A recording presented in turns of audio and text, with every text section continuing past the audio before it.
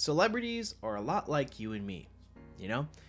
Except they have a bigger house, a bigger following, and a lot more money. These celebrities get to where they are because they have hard work, dedication, and they tend to fall to the woke mob on Twitter. You see, these people don't want to lose their spotlight at all.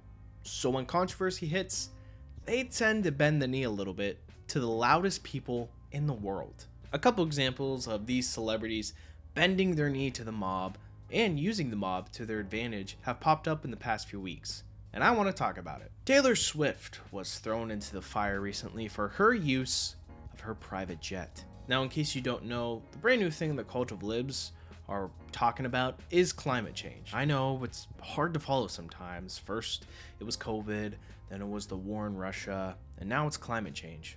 I'm pretty sure they spin a wheel every few months to see what they want to complain about next. Now, a high-kicking spin on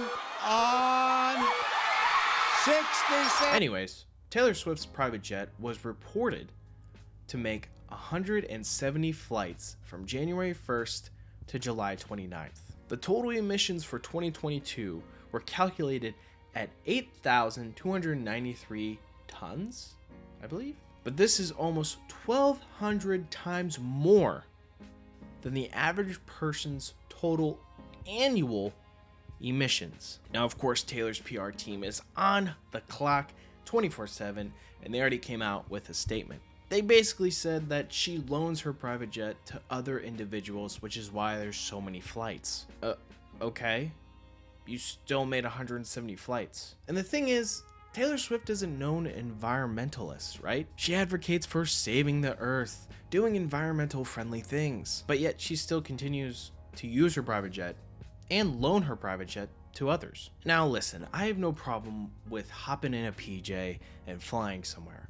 Problem I have is that she preaches to people like you and me that we need to be environmentally friendly, telling you how you should save the earth.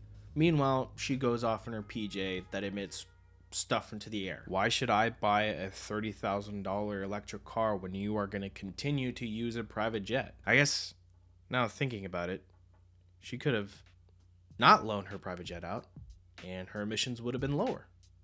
There. Simple solution.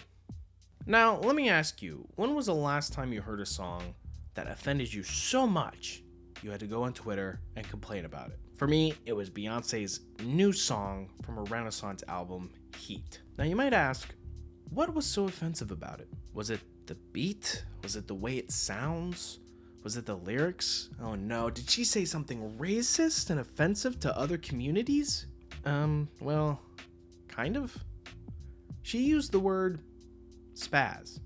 Now, this word has become a no-go in our world today. In true woke fashion, they are now seeing the word spaz as a derogatory term for spastic diplegia, a form of cerebral palsy. But I believe we need to get the full context here. Let's take a look at the lyrics and what she used this term.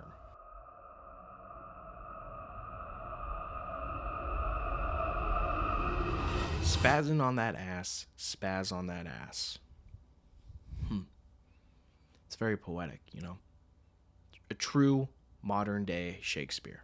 But I just want to make a point here. Spaz is being used as an adjective, right? Like, she's not calling anyone spaz. She says spaz on that ass. Again, true modern poeticism. Usually that term is used when someone is acting like crazy or super hyper. We call them a spaz. But I've never used that word to describe someone who is disabled.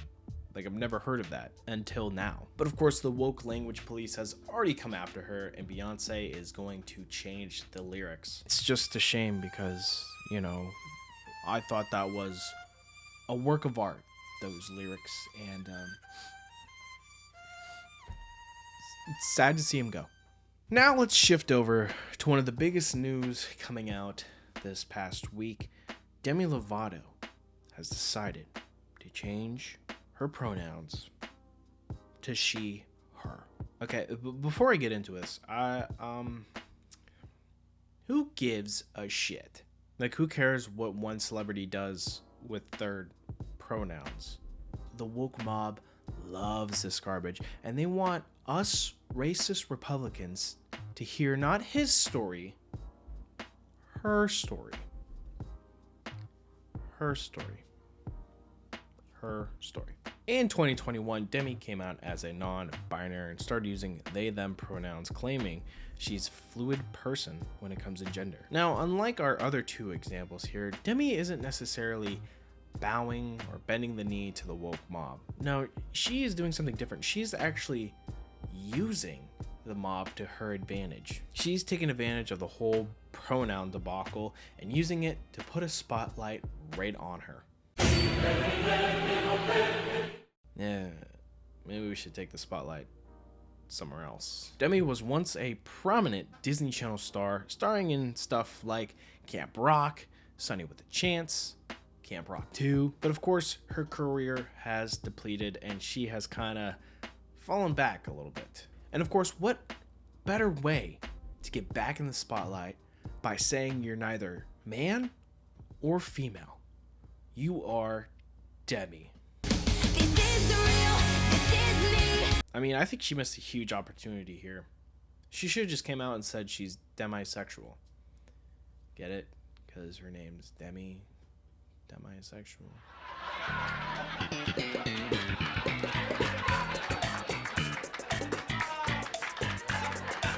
Well, what do you guys think? Do you think these celebrities bowing to the mob, using the mob, will work for their careers? Let me know down in the comments below. But you know what isn't working right now? The government. And if you want to learn more about that, click on this video right here. That's all I have for you guys in this video. Thank you so much for watching, and I'll see you in the next one.